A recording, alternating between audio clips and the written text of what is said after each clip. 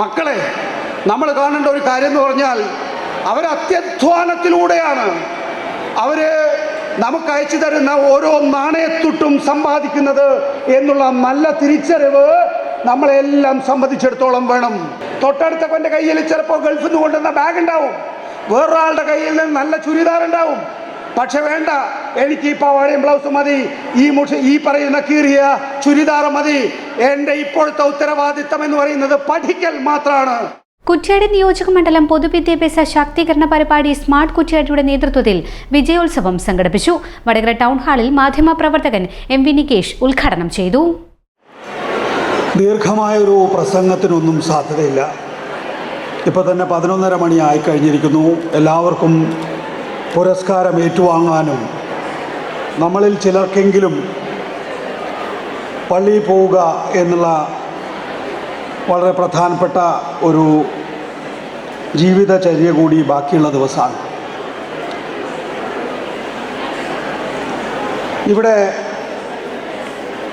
Smart Kuttiadi എന്ന തലക്കെട്ടിൽ കുറ്റ്യാടി മണ്ഡലത്തിലെ പൊതുവിദ്യാഭ്യാസ ശാക്തീകരണം ലക്ഷ്യമാക്കി 2022 രൂപീകൃതമായ ബഹുജന വിദ്യാഭ്യാസ കൂട്ടായ്മ. ഞാനിപ്പോൾ കുഞ്ഞമ്മദ് മാസ്റ്റർ സംസാരിക്കുമ്പോൾ ശ്രദ്ധിച്ചു, ഡോക്ടർ സച്ചിത്ത് ഒരു ജനകീയ ആരോഗ്യ വിദഗ്ധൻ എന്നുള്ള നിലയ്ക്കപ്പുറത്ത് വിദ്യാഭ്യാസ രംഗത്ത് പിന്നോട്ട് നിൽക്കുന്ന വിദ്യാർത്ഥികളെ പ്രത്യേകം എടുത്ത് പരിശീലിപ്പിക്കുന്നതിൽ അദ്ദേഹം പ്രാവീണ്യം കാണിച്ചിരിക്കുന്നു. നമുക്കിവിടെ കുഞ്ഞമ്മദ് മാസ്റ്റർ ആയിക്കൊള്ളട്ടെ, സ്റ്റേറ്റ് അഥവാ ഭരണകൂടമായിക്കൊള്ളട്ടെ, ഡോക്ടർ സച്ചിത്തിനെ പോലുള്ള സാമൂഹിക പ്രവർത്തകരായിക്കൊള്ളട്ടെ, നമ്മളെല്ലാവരും ആയിക്കൊള്ളട്ടെ, ചെയ്യേണ്ട ഒരു കാര്യം അടുത്ത തലമുറയെ തയ്യാറാക്കുക എന്നുള്ളതാണ്. അതിനേക്കാൾ വലിയ മറ്റെന്ത് ഉത്തരവാദിത്തമാണ് നമ്മളെ സംബന്ധിച്ചിടത്തോളം ഉള്ളത്? നമ്മളെപ്പോഴും ഈ രാജ്യത്തിൻ്റെ വികസനവുമായി ബന്ധപ്പെടുത്തി സംസാരിക്കാറുള്ളത് റോഡുകൾ, പാലങ്ങളാണ്. ശരിയാണ്. അപ്പോൾ നമ്മൾ നിൽക്കുന്ന മേഖലയിലൂടെ വലിയ ദേശീയപാത വരാൻ പോവുകയാണ്. ഇവിടെ വിശിഷ്ടാതിഥിയായി ആദ്യം നിങ്ങൾ നിശ്ചയിച്ചിട്ടുള്ളത് ഡോക്ടർ ദിവ്യ എസ് അയ്യരാണ്. അവർ ഇപ്പോൾ വിഴിഞ്ഞം തുറമുഖം എന്ന് പറയുന്നത് അന്താരാഷ്ട്ര കണ്ടെയ്നർ ടെർമിനലാണ്. ലോകത്തിന് തന്നെ ഒരുപക്ഷെ കപ്പൽ ഗതാഗത രംഗത്ത് മാറ്റം വരുത്താൻ കഴിയുന്ന വലിയ പദ്ധതിയുടെ തിരക്കിലാണ് അവർ. ഞാൻ പറഞ്ഞു വരുന്നത്, ഇത്തരം വികസനങ്ങളെയാണ്, ഇത്തരം നേട്ടങ്ങളെയാണ് സാധാരണഗതിയിൽ നമ്മൾ ഈ നാടിൻ്റെ മുന്നേറ്റമായി കാണാറുള്ളത് എങ്കിൽ വ്യക്തിപരമായി ക്ഷമിക്കണം, എന്നെ സംബന്ധിച്ചിടത്തോളം അല്ലെങ്കിൽ എൻ്റെ ഇത്രയും കാലത്തെ തിരിച്ചറിവ് എന്ന് പറയുന്നത്, നമ്മൾ പുതിയ തലമുറയിൽ നമ്മളെന്തായാലും ഇങ്ങനെയൊക്കെ ജീവിച്ചു. അധ്യാപകരും രക്ഷിതാക്കളും ജനപ്രതിനിധികളുമായ ആളുകളുണ്ടല്ലോ ഇവിടെ. നമ്മൾ ഇത്രയും കാലം ജീവിച്ചു, നമ്മളിനി മുന്നോട്ട് പോകും, അതിന് സംശയമൊന്നുമില്ല അക്കാര്യത്തിൽ. കാരണം ആ നിലയിലുള്ള സങ്കീർണമായിട്ടുള്ള ജീവിതാനുഭവങ്ങളിലൂടെ കടന്നു പോയിട്ടുള്ള ആളുകളാണ് നമ്മളൊക്കെ തന്നെയും. പക്ഷേ കുട്ടികളെ സംബന്ധിച്ചിടത്തോളം അവരുടെ ലോകം എന്ന് പറയുന്നത് നമ്മളൊക്കെ കണ്ട ലോകത്തേക്കാൾ വലിയ ലോകമാണ്. അതിലേക്ക് ഞാൻ വരാം. ആ കുട്ടികളെ പുതിയ ലോകത്തേക്ക് വാർത്തെടുക്കാൻ കഴിയുന്ന വിധത്തിൽ നമുക്ക് അവർക്ക് എങ്ങനെ വിദ്യാഭ്യാസം ചെയ്യാം? നമ്മളെപ്പോഴും വിചാരിക്കും ഈ വിദ്യാഭ്യാസം നൽകുക എന്ന് പറയുന്നത് ആ കുട്ടികളുടെ രക്ഷകർത്താക്കളുടെ, അച്ഛനമ്മമാരുടെ മാത്രം ഉത്തരവാദിത്തമാണ് എന്ന്. അല്ല, അച്ഛനമ്മമാരെക്കാൾ വലിയ ഉത്തരവാദിത്തം സമൂഹത്തിനുണ്ട്, സർക്കാരിനുണ്ട്. അതുകൊണ്ടാണല്ലോ പൊതുവിദ്യാഭ്യാസ സംരക്ഷണ യജ്ഞത്തിലൂടെ ഈ സംസ്ഥാനത്ത് ഒരുപക്ഷെ നമ്മുടെ കയ്യിൽ നിന്ന് അറ്റുപോകുമായിരുന്ന വിദ്യാഭ്യാസ സ്ഥാപനങ്ങളെ നിലനിർത്തിക്കൊണ്ടും അവയ്ക്ക് കൂടുതൽ മാറ്റി നൽകിക്കൊണ്ട് ഇപ്പോൾ അത് സ്മാർട്ട് ക്ലാസ് റൂമുകളായി മാറിക്കഴിഞ്ഞിരിക്കുന്നു. അങ്ങനെ സ്മാർട്ട് ക്ലാസ് റൂമുകളായും അതിനെ വികസിപ്പിച്ച് നമ്മുടെ നാട്ടിലെ എല്ലാ വിദ്യാർത്ഥികൾക്കും എന്ന് വെച്ചാൽ എല്ലാ കുട്ടികൾക്കും വിദ്യാഭ്യാസം ലഭ്യമാക്കുന്ന നിലയിലേക്ക് നമ്മുടെ വിദ്യാഭ്യാസ നയം മാറിയത്. അപ്പോൾ ഒരു കുട്ടി, അതാണായിക്കൊള്ളട്ടെ പെണ്ണായിക്കൊള്ളട്ടെ, അവൻ്റെ സംരക്ഷണ ഉത്തരവാദിത്തം, ഞാനൊക്കെ ഇപ്പം നിങ്ങൾ വടകരയാണ് നിൽക്കുന്നത്, അല്ലെങ്കിൽ കുറ്റ്യാടിയാണ് നിൽക്കുന്നത്, കുറ്റ്യാടി നിയമസഭാ മണ്ഡലത്തിൽപ്പെട്ട ആളുകളാണ് നിങ്ങളെല്ലാവരും. ഞാൻ ഇതിന് തൊട്ടടുത്ത് പാപ്പിനിശ്ശേരി എന്ന് പറയുന്ന ഒരു ചെറിയ ഗ്രാമത്തിൽ ജനിച്ചു വളർന്ന ആളാണ്. ഞാൻ അവിടെയാണ് അവിടുത്തെ സർക്കാർ സ്കൂളുകളിലാണ് എൻ്റെ വിദ്യാഭ്യാസം പൂർത്തിയാക്കിയിട്ടുള്ളത്. അവിടെ എൻ്റെ വീട്ടുകാർ എന്നെ നോക്കിയതിനേക്കാൾ സമൂഹം, അതായത് ചുറ്റുവട്ടത്തുള്ള എൻ്റെ സമൂഹം എന്നെ സംരക്ഷിച്ച് മുന്നോട്ട് കൊണ്ടുപോയിട്ടുണ്ട്. ചിലപ്പോൾ നമ്മൾ ഭക്ഷണം കഴിക്കാൻ നമ്മുടെ വീട്ടിലേക്ക് പോകുമായിരിക്കും, രാത്രി ഉറങ്ങാൻ നമ്മുടെ വീട്ടിലേക്ക് പോകുമായിരിക്കും. പക്ഷേ ആത്യന്തികമായി എന്നെ സംരക്ഷിച്ചത് എൻ്റെ നാടാണ്, അല്ലെങ്കിൽ എൻ്റെ ചുറ്റുമുള്ള സമൂഹമാണ് എന്നുള്ളതാണ്. യഥാർത്ഥത്തിൽ നമ്മുടെയൊക്കെ പഠിത്തത്തിൻ്റെ, നമ്മളെയൊക്കെ ഒരു പൗരനായി രൂപീകരിക്കുന്നതിൻ്റെ ഉത്തരവാദിത്തം നമ്മുടെ വീടിനേക്കാൾ നമ്മുടെ സമൂഹത്തിനാണ് എന്നുള്ളതാണ് യാഥാർത്ഥ്യം. ശ്രീ കുഞ്ഞമ്മദ് മാസ്റ്റർ കുറ്റ്യാടി MLA എന്നുള്ള നിലയിൽ, ഒരു അധ്യാപകൻ എന്നുള്ള നിലയിൽ, സമരരംഗത്തുള്ള ഒരു രാഷ്ട്രീയ നേതാവ് എന്നുള്ള നിലയിൽ യഥാർത്ഥ ഉത്തരവാദിത്തമാണ് ഈ കുറ്റ്യാടി നിയമസഭാ മണ്ഡലത്തിലെ ഉന്നത വിജയം നേടിയിട്ടുള്ള വിദ്യാർത്ഥികളെ ആദരിക്കുക എന്ന ഈ പരിപാടിയിലൂടെ സാർത്ഥകമാക്കിയിരിക്കുന്നത്.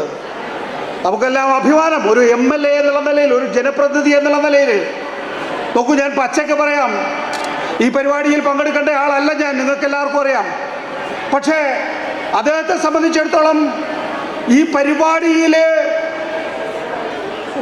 ഒരു വിശിഷ്ടാതിഥി വേണം. സ്വാഭാവികമായിട്ടും അദ്ദേഹം എന്നിൽ ആ പ്രതീക്ഷ, വലിയ തോതിൽ എന്നിൽ ഒരു ആത്മവിശ്വാസം വച്ചു പുലർത്തി എന്ന് പറയുന്നത് ഞാൻ അഭിമാനമായി കാണുന്നു. പക്ഷേ ഞാൻ ആ പരിപാടിയിലും മറ്റെല്ലാ പരിപാടിയും മാറ്റിവെച്ചുകൊണ്ട് പങ്കെടുക്കാൻ, ഒരൊറ്റ പരിപാടിക്ക് വേണ്ടി കണ്ണൂരിൽ വീണ്ടും വന്നു പോവുക എന്ന് പറയുന്നത് എന്നെ സംബന്ധിച്ചിടത്തോളം പ്രായോഗിക ബുദ്ധിമുട്ടാണ് മാഷേ എന്ന് പറഞ്ഞപ്പോൾ വീണ്ടും വീണ്ടും എന്നോട് അക്കാര്യം ആവശ്യപ്പെടുമ്പോൾ നമ്മൾ ചെവിയിൽ കേൾക്കുന്ന തുളുമ്പുന്ന ആത്മാർത്ഥതയുണ്ടല്ലോ, തുളുമ്പുന്ന ആത്മാർത്ഥത, അത് വെറുമൊരു ജനപ്രതിനിധിയുടെ മാത്രം വാക്കുകളായിട്ട് എനിക്ക് തോന്നിയില്ല. പകരം നിങ്ങളുടെയൊക്കെ രക്ഷിതാക്കളിൽ ഒരാളുടെ ശബ്ദമായിട്ടാണ് അത് കേട്ടത്.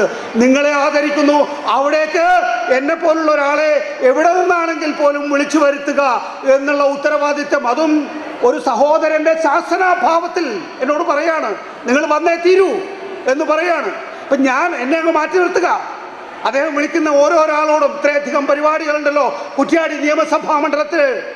ഒരുപക്ഷെ കേരളത്തിലെ 140 നിയമസഭാ മണ്ഡലങ്ങളിൽ ഏറ്റവും കൂടുതൽ വികസന പ്രവർത്തനങ്ങൾ നടത്തിയ നിയമസഭാ മണ്ഡലങ്ങൾ ഏതെന്ന് ചോദിച്ചാൽ അതിൻ്റെ മുൻനിരയിൽ കുറ്റ്യാടി ഉണ്ടാകും എന്ന കാര്യത്തിൽ ഒരു തർക്കവുമില്ല. അപ്പോൾ അത്രയും ആത്മാർത്ഥമായിട്ടുള്ള പ്രവർത്തനങ്ങളിലൂടെയാണ് ശ്രീ കുഞ്ഞമ്മദ് മാസ്റ്റർ മുന്നോട്ട് പോകുന്നത്. നിങ്ങളെ ആദരിക്കാൻ വേണ്ടി, അതും 2022 മുതൽ ശ്രീ ശിവൻകുട്ടി പൊതുവിദ്യാഭ്യാസ മന്ത്രിയെ ഈ നിയമസഭാ മണ്ഡലത്തിൽ കൊണ്ടുവന്ന് ആ പരിപാടി ഉദ്ഘാടനം ചെയ്യിക്കുകയും അതിന് ഓരോ വർഷവും മികവ് ചാർത്തി മുന്നോട്ട് കൊണ്ടുപോവുകയും ചെയ്യുന്നതിലൂടെ ഈ മണ്ഡലത്തിലെ വിദ്യാർത്ഥികൾക്ക് ഒരു കുറവും ഉണ്ടാകാൻ പാടില്ല. അവരുടെ ഉന്നത വിദ്യാഭ്യാസത്തിൽ ഏറ്റവും മികച്ച നാഴികക്കല്ലായി അവരുടെ SSLC +2 പരീക്ഷകൾ മാറണം. അവർക്ക് ആവേശം പകരുന്നതിന്, അവർക്ക് മുന്നോട്ട് പോകാനുള്ള കരുത്ത് ഉണ്ടാക്കി കൊടുക്കുന്നതിന് ഈ ജനപ്രതിനിധി നടത്തുന്ന ഉജ്ജ്വലമായ പ്രവർത്തനങ്ങളെ ഞാൻ അഭിനന്ദിക്കുന്നു. മറ്റു വാക്കുകളില്ല. കാരണം അദ്ദേഹത്തെ സംബന്ധിച്ചിടത്തോളം അദ്ദേഹം ഈ പരിപാടിയിൽ നിക്ഷേപിച്ച ആത്മാർത്ഥത, ഊർജം എന്ന് പറയുന്നത് അത് നമ്മൾ മറ്റിടങ്ങളിൽ കാണാത്തതാണ് എന്ന് മാത്രം പറയട്ടെ. പ്രിയപ്പെട്ട സുഹൃത്തുക്കളെ, ഞാൻ അധികം നീട്ടുന്നില്ല എന്ന് പറഞ്ഞല്ലോ, പക്ഷേ 1-2 കാര്യങ്ങൾ പറയാതെ പോകരുത്. ഇപ്പം ഞാൻ 50 വയസ്സ് പിന്നിട്ട ഒരാളാണ്. എന്നെ സംബന്ധിച്ചിടത്തോളം എൻ്റെ കുട്ടിക്കാലത്ത് കണ്ട വിദ്യാഭ്യാസ രീതിയിലൂടെ അല്ല നിങ്ങളെല്ലാവരും കടന്നു പോകുന്നത്. ഞങ്ങളെപ്പോലുള്ളവരെ സംബന്ധിച്ചിടത്തോളം വളരെ കുറച്ച് സാധ്യതകൾ മാത്രമേ ഉള്ളൂ.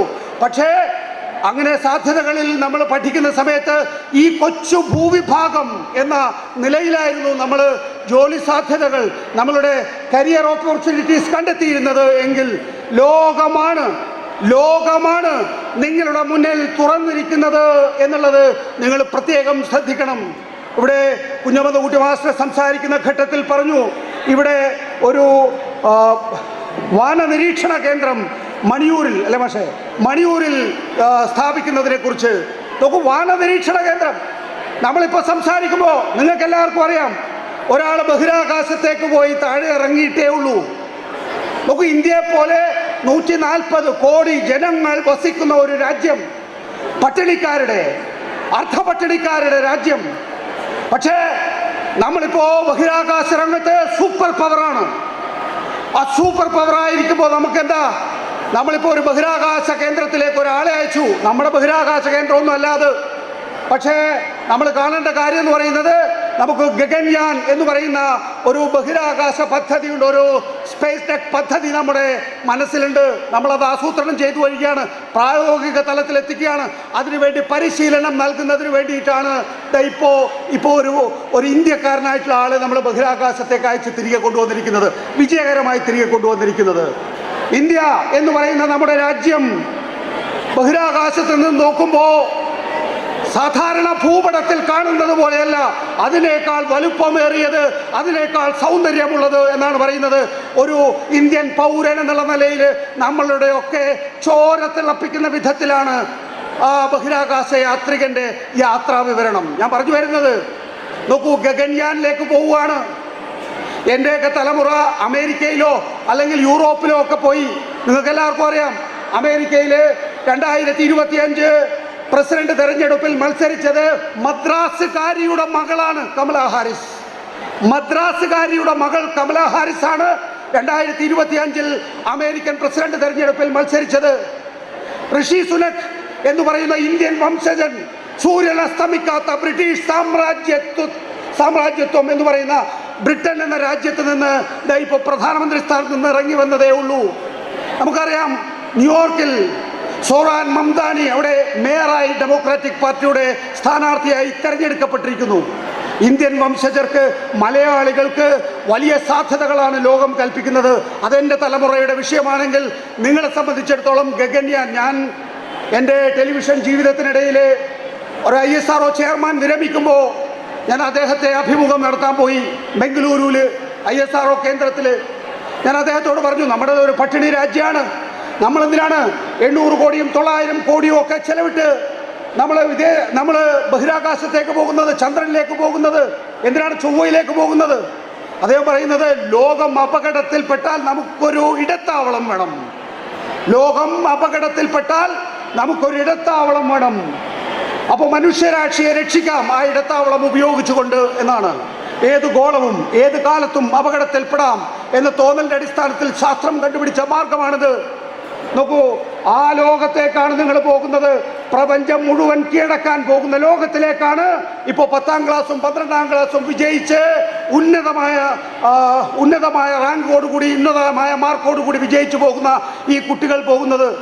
കഴിഞ്ഞ 50 വർഷം, എൻ്റെ ജീവിതത്തിലെ 50 വർഷം കടന്നുപോയത് അതിനു മുമ്പുള്ള സഹസ്രാബ്ദങ്ങളെക്കാൾ വേഗത്തിലായിരുന്നു എന്ന കാര്യം ഞാൻ ഓർക്കുന്നത് പോലെ ഞാൻ ഈ പറയുന്ന 50 വർഷത്തേക്കാൾ വളരെ വേഗത്തിലായിരിക്കും നിങ്ങളുടെ 50 വർഷം കടന്നു പോവുക എന്ന് നിങ്ങൾ ചിന്തിച്ചു കൊള്ളണം. അതുകൊണ്ട് ഇന്ന് കാണുന്നതൊന്നും ആയിരിക്കില്ല നിങ്ങളുടെ മുന്നിൽ നാളെ വരിക. അതിനാവശ്യമായിട്ടുള്ള പഠനങ്ങൾ, അതിനാവശ്യമായിട്ടുള്ള അടിസ്ഥാന സൗകര്യങ്ങൾ, അതിനാവശ്യമായിട്ടുള്ള അധ്യയനങ്ങൾ, അതിനാവശ്യമായിട്ടുള്ള ചുറ്റുപാട്, ഇതെല്ലാം നിങ്ങൾക്ക് തരാൻ വേണ്ടിയിട്ടാണ് ഇവിടെ കുഞ്ഞമ്മദ് മാസ്റ്റർ പോലുള്ള ജനപ്രതിനിധികൾ, നിങ്ങളുടെ അധ്യാപകർ, നിങ്ങളുടെ സമൂഹം ശ്രമിക്കുന്നത്. പ്രിയപ്പെട്ട കുട്ടികളെ, 1-2 കാര്യം കൂടി നോക്കൂ. എനിക്കറിയാം, ഈ വടകര, കുറ്റ്യാടി, നമ്മൾ ഗൾഫ് രാജ്യങ്ങളിലൊക്കെ പോയാൽ ഏറ്റവും കൂടുതൽ ആളുകളെ നമ്മൾ കണ്ടുമുട്ടുന്നത് വടകരക്കാരെയാണ്, അല്ലെങ്കിൽ കുറ്റ്യാടിക്കാരെയാണ്, അല്ലെങ്കിൽ പാനൂർക്കാരെയാണ്. എന്തുകൊണ്ടാണത് എന്നുള്ളത് ഒരു അതിശയമായി എൻ്റെ മുന്നിൽ ഇപ്പോഴും നിൽക്കുകയാണ്. പക്ഷേ നമുക്കറിയാം, നമ്മളിൽ ഒരാൾ പോയാൽ നമ്മളുടെ സഹജീവികളെ കൂടി കൈപിടിച്ച് കരകയറ്റുക എന്നുള്ളത് മാനവികമായ നമ്മുടെ ഉത്തരവാദിത്തമാണ്. അതുകൊണ്ടായിരിക്കാം കുറ്റ്യാടിക്കാർ ഒരാൾ പോയാൽ രണ്ടാമത്തെ ആളെ, മൂന്നാമത്തെ ആളെയും, പിന്നീട് അതാ നാടിനെ തന്നെയും രക്ഷപ്പെടുത്താൻ വേണ്ടി പ്രവാസ ലോകത്തേക്ക് കൈപിടിച്ചുയർത്തുന്നത്. പക്ഷെ നമ്മൾ കുട്ടികളെ, മക്കളെ, നമ്മൾ കാണേണ്ട ഒരു കാര്യം എന്ന് പറഞ്ഞാൽ, അവരത്യധ്വാനത്തിലൂടെയാണ് അവര് നമുക്ക് അയച്ചു തരുന്ന ഓരോ നാണയത്തുട്ടും സമ്പാദിക്കുന്നത് എന്നുള്ള നല്ല തിരിച്ചറിവ് നമ്മളെല്ലാം സംബന്ധിച്ചിടത്തോളം വേണം. നമ്മൾ ചിലപ്പോൾ വീട്ടിൽ AC ഇട്ടിരിക്കുന്നുണ്ടാവും. ഞാൻ ഈ കഴിഞ്ഞ ദിവസം കുവൈറ്റിൽ പോയിരുന്നു. കഴിഞ്ഞ ദിവസം കുവൈറ്റിൽ പോകുമ്പോൾ ഞാൻ ഇവിടുന്ന് കടുത്ത മഴയിലാണ് കുവൈറ്റിലേക്ക് കയറി പോകുന്നത്. അവിടെ എത്തിയപ്പോൾ 50 ഡിഗ്രി സെൽഷ്യസ് ആണ്. നമ്മൾ പുറത്തേക്ക് ഇറങ്ങിയാലുണ്ടല്ലോ ചൂട് കൊണ്ട് കത്തിപ്പോകുമെന്നുള്ള തോന്നലാണ്. അപ്പോൾ ആ ചൂടത്ത്, കത്തിപ്പോകുന്ന ചൂടത്ത് പണിയെടുത്തിട്ടാണ് നിങ്ങളുടെ രക്ഷിതാക്കൾ, ഒരുപക്ഷെ നിങ്ങളുടെ വാപ്പയായിരിക്കാം, അച്ഛനായിരിക്കാം, അല്ലെങ്കിൽ നിങ്ങളുടെ അമ്മാവന്മാരായിരിക്കാം, വേറെ ഏതെങ്കിലും തരത്തിൽ നിങ്ങളോട് ബന്ധുത്വമുള്ളവരായിരിക്കാം, അവരുടെയൊക്കെ പണമോ അവരുടെയൊക്കെ സ്വാധീനമോ ഉപയോഗിച്ച് നമ്മൾ പഠിക്കുമ്പോൾ നമ്മൾ മനസ്സിലാക്കേണ്ടത് ശരിയായ പൗരന്മാരായി, നല്ല ഉത്തമ മാതൃകകളായി, യാതൊരു വിധത്തിലും വശംവദരാകാതെ, ഒരു ലഹരിക്കും വശംവദരാകാതെ നമ്മളെ ഉത്തരവാദിത്തമേൽപ്പിക്കുന്ന സമൂഹത്തോട് നമ്മുടെ രക്ഷിതാക്കൾ, നമ്മെ നേരെ നടത്താൻ വേണ്ടി കഠിനാധ്വാനം ചെയ്യുന്ന രക്ഷിതാക്കൾ നമ്മളോട് പറയുന്ന വഴിയിലൂടെ നമ്മൾ മുന്നോട്ട് പോകണം എന്നുള്ളതാണ്. വളരെ വേഗത്തിൽ ചില ആളുകൾക്ക് നമ്മളെ ചിലപ്പോൾ സ്വാധീനിക്കാൻ കഴിയും. നോക്കടാ, വലിച്ചു നോക്ക്, അല്ലെങ്കിൽ നോക്കടി, കുടിച്ചു നോക്ക്. നോക്കൂ, ഒരു നിമിഷത്തിൻ്റെയോ അല്ലെങ്കിൽ നിമിഷാർദ്ധത്തിൻ്റെയോ അപ്പോഴത്തെ ആനന്ദം ജീവിതം എന്ന് പറയുന്ന വലിയ സമസ്യയുടെ തിരിനാളം കെടുത്താൻ പോകുന്നതാണ് എന്നുള്ള തിരിച്ചറിവ് നിങ്ങളെല്ലാം സംബന്ധിച്ചിടത്തോളം ഉണ്ടാകും. നിങ്ങളുടെ അധ്യാപകര്, നിങ്ങളുടെ മാതാപിതാക്കൾ അത് പറഞ്ഞു തരുന്നുണ്ടാകുമെന്ന് എനിക്കറിയാം. അതൊരിക്കൽ കൂടി ഓർമ്മിപ്പിക്കുന്നു. കാരണം നമ്മൾക്ക് ഓരോ നാണയത്തൊട്ടും കിട്ടുന്നത് 50 ഡിഗ്രി 55 ഡിഗ്രി സെൽഷ്യസ് ചൂടിൽ കഠിനാധ്വാനം ചെയ്യുന്ന നമ്മുടെ രക്ഷിതാക്കൾ വിയർപ്പൊഴുക്കി കൊണ്ടുവരുന്ന ആ നാണയത്തൊട്ടുകൾ കൊണ്ടാണ്. ആ നാണയത്തൊട്ടുകൾക്ക് നമ്മൾ പകരം കൊടുക്കേണ്ടത് നമ്മൾ ലോകം കീഴടക്കിക്കൊണ്ടായിരിക്കണം. ഈ വടകരയല്ല, ഈ കോഴിക്കോടല്ല, ഈ കുറ്റ്യാടിയല്ല, ഈ കേരളമല്ല, ഈ ഇന്ത്യയല്ല, ഈ ലോകം മുഴുവൻ കീഴടക്കാൻ നമുക്ക് കഴിയണം. അതിനാവശ്യമായിട്ടുള്ള ഊർജം സംഭരിക്കണമെങ്കിൽ നമ്മൾ എന്ത് ചെയ്യണം? നമ്മൾ ഏത് ജീവിത സാഹചര്യത്തെയും നേരിടാൻ പഠിക്കണം പ്രിയപ്പെട്ടവരെ. ഏത് ജീവിത സാഹചര്യത്തെയും. തൊട്ടടുത്തവൻ്റെ കയ്യിൽ ചിലപ്പോൾ ഗൾഫിൽ നിന്ന് കൊണ്ടുവന്ന ബാഗ് ഉണ്ടാവും, വേറൊരാളുടെ കയ്യിൽ നിന്ന് നല്ല ചുരിദാർ ഉണ്ടാവും. പക്ഷെ വേണ്ട, എനിക്ക് ഈ പാവാടയും ബ്ലൗസും മതി, ഈ പറയുന്ന കീറിയ ചുരിദാർ മതി. എൻ്റെ ഇപ്പോഴത്തെ ഉത്തരവാദിത്തം എന്ന് പറയുന്നത് പഠിക്കൽ മാത്രമാണ്. എൻ്റെ ഇപ്പോഴത്തെ ഉത്തരവാദിത്തം എന്ന് പറയുന്നത് ലോകത്തെ അറിയൽ മാത്രമാണ് എന്ന് നമ്മൾ നിശ്ചയിച്ചാൽ നാളെ നിങ്ങൾക്ക് വിജയം സുനിശ്ചിതമാണ്. ലോകത്തിൻ്റെ നെറുകയിൽ നിങ്ങളെത്തും എന്ന കാര്യത്തിൽ എനിക്കൊരു സംശയമില്ല. നോക്കൂ, എൻ്റെ തലയിൽ ചിലപ്പോൾ തൊപ്പി ഉണ്ടാകാം, എനിക്ക് ചിലപ്പോൾ എൻ്റെ വേഷം വേറെ ആയിരിക്കാം. നമ്മളൊക്കെ വ്യത്യസ്ത കുടുംബങ്ങളിൽ നിന്ന് ജനിച്ചു വളരുന്ന ആളുകളാണ്. നോക്കൂ, അങ്ങനെ വ്യത്യസ്ത കുടുംബങ്ങളിൽ നിന്ന് ജാതിയുടെയോ മതത്തിൻ്റെയോ കെട്ടുപാടുകൾ ഒരുപക്ഷെ നമ്മുടെ കുടുംബ സാഹചര്യം നമ്മളിലേക്ക് ചിലപ്പോൾ പ്രസരിപ്പിക്കുന്നുണ്ടാകാം. പക്ഷേ പുതിയ തലമുറയെ സംബന്ധിച്ചിടത്തോളം ഇവിടെ ആ നിലയിൽ ജാതിയുടെയോ മതത്തിൻ്റെയോ കെട്ടുപാടുകൾ ഇല്ലാത്ത രീതിയിലുള്ള ഒരു പുതിയ സമൂഹമായി കൂടി നമുക്ക് വളരാൻ സാധിക്കുമെങ്കിൽ, നമുക്കെല്ലാവർക്കും തോളോട് തോൾ ചേർന്ന് ഒരൊറ്റ മനസ്സോടുകൂടി നമ്മൾ ഈ രാജ്യത്തെ പൗരന്മാരായിട്ട് മതേതര മനസ്സോടുകൂടി നമുക്ക് മുന്നോട്ട് പോകാൻ കഴിയുകയാണെങ്കിൽ പ്രിയപ്പെട്ടവരെ, അതിനേക്കാൾ വലിയൊരു മാറ്റം നമുക്ക് ഈ നാടിന് സമ്മാനിക്കാനില്ല. നിങ്ങൾക്ക് എല്ലാവർക്കും അറിയാവുന്ന കാര്യങ്ങൾ തന്നെയാണ് ഞാൻ ആവർത്തിച്ച് പറയുന്നത്. എങ്കിൽ പോലും പറയാതെ പോകരുത് എന്നുള്ളത് ഈ ജനപ്രതിനിധികളുടെ കൂടി ഊർജവും ആവേശവും കാണുമ്പോൾ എനിക്ക് തോന്നുന്നു അവരെ ശക്തിപ്പെടുത്തേണ്ടത് നമ്മുടെയൊക്കെ ഉത്തരവാദിത്തമാണ്. അവർക്കൊപ്പം നമുക്ക് വിഭാവനം ചെയ്യുന്ന, മാതൃകയായി കാണുന്ന ലോകത്തിലേക്ക് നമ്മൾ എത്തിച്ചേരേണ്ടത് നമ്മുടെ ഉത്തരവാദിത്തമാണ്. പ്രിയപ്പെട്ട കുട്ടികളെ, പഠനശീലം നമുക്കെല്ലാവർക്കും അറിയാം. പഠിക്കുക എന്ന് പറയുന്നത് പുസ്തകങ്ങളിലൂടെ മാത്രമല്ല, നമുക്ക് സമൂഹത്തിലൂടെ പഠിക്കാനുണ്ട്. നമുക്ക് എല്ലാ കാര്യങ്ങളും മനസ്സിലാക്കണമെങ്കിൽ രാഷ്ട്രീയം കൂടി പഠിച്ചിരിക്കണം. വെറുതെ രാഷ്ട്രീയം പഠിക്കാൻ കഴിയില്ല, നമുക്ക് വായിക്കണം. നമുക്ക് സമൂഹം എങ്ങനെയാണ് പ്രവർത്തിക്കുന്നത്, അതിലേക്കുള്ള പുഴുക്കുത്തുകൾ എങ്ങനെയാണ് വരുന്നത് എന്നത് സംബന്ധിച്ച ഗാഠമായ അറിവ് നമ്മളെ സംബന്ധിച്ചിടത്തോളം നേടേണ്ടതുണ്ട്.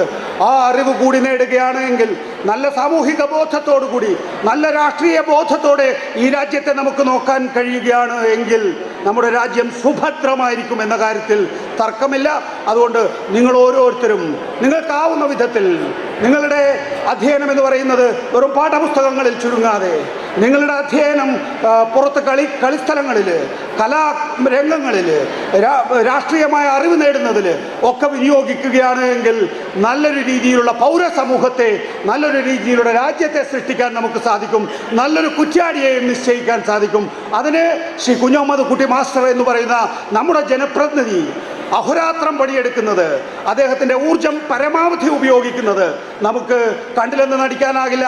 അദ്ദേഹത്തെ കൂടി ഈ സ്മാർട്ട് കുറ്റ്യാടി പദ്ധതിയിലൂടെ അദ്ദേഹം ഒരു പുതിയ തലമുറയെ വാർത്തെടുക്കാൻ നടത്തുന്ന ശ്രമത്തിൽ അദ്ദേഹത്തെ കൂടി അഭിനന്ദിച്ചുകൊണ്ട് ഞാൻ എൻ്റെ വാക്കുകൾ ഉപസംഹരിക്കുന്നു. നിങ്ങൾക്ക് എല്ലാവർക്കും എൻ്റെ വിജയാശംസകൾ. കുറ്റ്യാടി മണ്ഡലത്തിലെ 10 ഹൈസ്കൂളുകളിൽ നിന്നും 11 ഹയർ സെക്കൻഡറി സ്കൂളുകളിൽ നിന്നും ഒരു വൊക്കേഷണൽ ഹയർ സെക്കൻഡറി സ്കൂളിൽ നിന്നും SSLC+2 വൊക്കേഷണൽ ഹയർ സെക്കൻഡറി പരീക്ഷയിൽ ഉന്നത വിജയം കരസ്ഥമാക്കിയ പ്രതിഭകൾക്കുള്ള ആദരവും ഉപഹാര സമർപ്പണവുമാണ് നടന്നത്.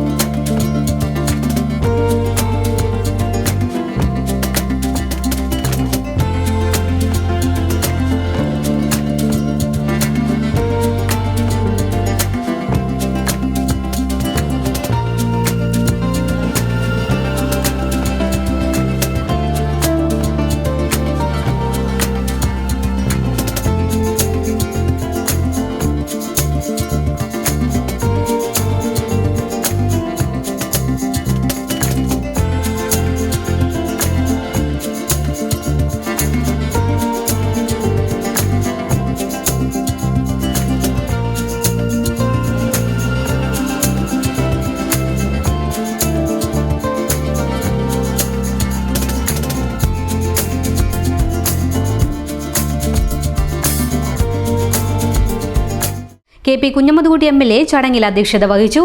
8 പഞ്ചായത്തുകളാണ് കുറ്റ്യാടി നിയോജക മണ്ഡലത്തിലുള്ളത്.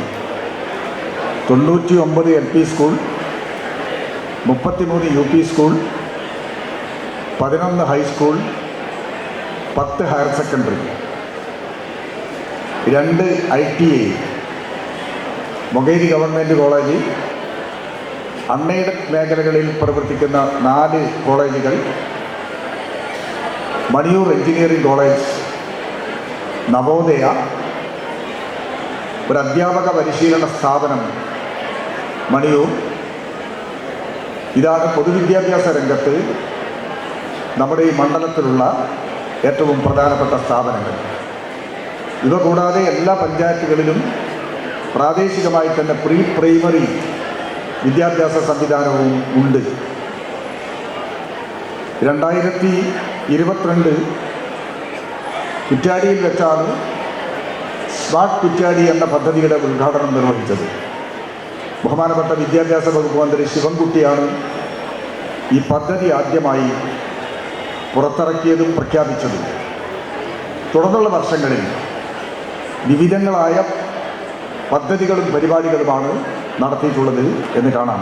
ആതുര സേവന രംഗത്തെ പ്രശസ്ത സേവനത്തിന് ഡോക്ടർ സച്ചിദിനെ MV നികേഷ് ആദരിച്ചു.